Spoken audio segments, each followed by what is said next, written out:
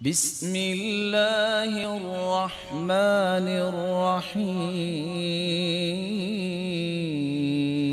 ناظرین، آج ہم آپ کے لیے امام المحدثین یعنی امام بخاری رحمۃ اللہ علیہ کی زندگی کے دو اہم ترین واقعات پیش کر رہے ہیں۔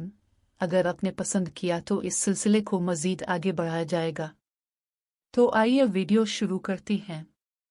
امام بخاری کا اصل نام محمد، کنیت ابو عبداللہ اور والد کا نام اسماعیل تھا۔ ان کے والد بھی ایک محدث تھے اور امام مالک رحمۃ اللہ علیہ کے شاگرد تھے۔ صحیح بخاری آپ کی وہ مایہ ناز کتاب ہے جسے زمین پر صحیح معنی میں قرآن کریم کے بعد سچی اور صحیح کتاب کا درجہ حاصل ہے۔ امام بخاری 13 شوال 194 ہجری یعنی 20 جولائی 810 عیسوی کو بعد نماز جمعہ بخارا، جو ازبکستان کا ایک شہر ہے، میں پیدا ہوئے۔ پہلا واقعہ کچھ اس طرح سے ہے کہ امام بخاری ابھی بہت چھوٹے تھے کہ شفیق باپ کا سایہ سر سے اٹھ گیا اور تعلیم و تربیت کے لیے صرف والدہ کا ہی سہارا باقی رہ گیا۔ والد کے فوت ہو جانے کے بعد ماں نے امام بخاری کی پرورش شروع کی اور تعلیم و تربیت کا اہتمام کیا۔ امام بخاری نے ابھی اچھی طرح آنکھیں کھولی بھی نہ تھی کہ بینائی جاتی رہی۔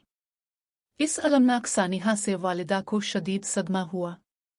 انہوں نے ربی کریم کی بارگاہ میں آہذاری کی، عجز و نیاز کا دامن پھیلا کر اپنے لاسانی بیٹے کی بینائی کے لیے دعائیں مانگیں۔ ایک مضطرب، بے قرار اور بے سہارا ماں کی دعائیں قبول ہوئیں۔ انہوں نے ایک رات حضرت ابراہیم خلیل اللہ علیہ السلام کو خواب میں دیکھا، فرما رہے تھے، جا اے نیک خاتون، تیری دعائیں قبول ہوئیں، تمہارے پیارے بیٹے کو رب تعالیٰ نے پھر سے آنکھوں کے نور سے نواز دیا ہے۔ صبح اٹھ کر دیکھا تو بیٹے کی بینائی واپس آ گئی تھی۔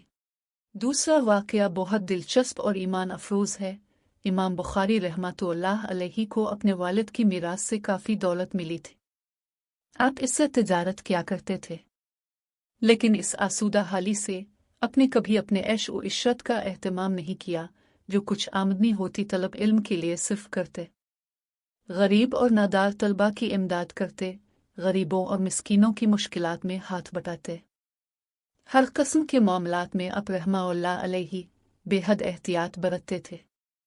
علامہ اجلونی نے آپ کی سچائی اور ایمانداری کے بارے میں یہ عجیب واقعہ نقل کیا ہے کہ ایک مرتبہ آپ سمندر کا سفر کر رہے تھے اور آپ کے پاس 1000 سونے کی اشرفیاں تھیں۔ ایک رفیق سفر نے عقیدت مندانہ راو و رسم بڑھا کر اپنا اعتماد قائم کر لیا۔ حضرت امام بخاری نے اپنی اشرفیوں کی اسے اطلاع دے دی۔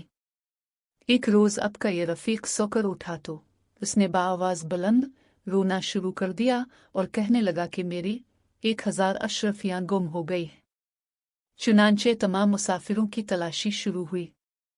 حضرت امام نے یہ دیکھ کر کہ اشرفیاں میرے پاس ہیں اور وہ 1000 ہیں، اور تلاشی میں ضرور مجھ پر چوری کا الزام لگایا جائے گا، اور یہی اس آدمی کا مقصد تھا۔ امام بخاری نے وہ تھیلی سمندر میں پھینک دی۔ امام بخاری کی بھی تلاشی لی گئی، مگر وہ اشرفیاں ہاتھ نہ آئیں اور جہاز والوں نے خود اسی مکار آدمی کو ملامت کی۔ سفر ختم ہونے پر اس مکار آدمی نے حضرت امام سے اشرفیوں کے بارے میں دریافت کیا تو آپ نے فرمایا کہ میں نے ان کو سمندر میں ڈال دیا۔ وہ حیرت سے بولا کہ اتنی بڑی رقم کا نقصان آپ نے کیسے برداشت فرما لیا؟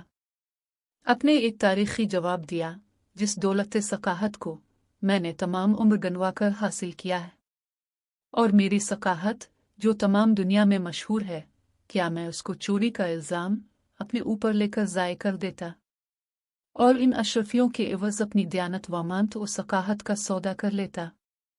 میرے لیے ہرگز قابل برداشت نہیں تھا۔ ناظرین، یہ امام بخاری کے عملی کردار کا صرف ایک نمونہ تھا جو ہم نے پیش کیا، لیکن صد افسوس ہمارے آج کل کے اکثر علماء میں یہ کردار نظر نہیں آتا۔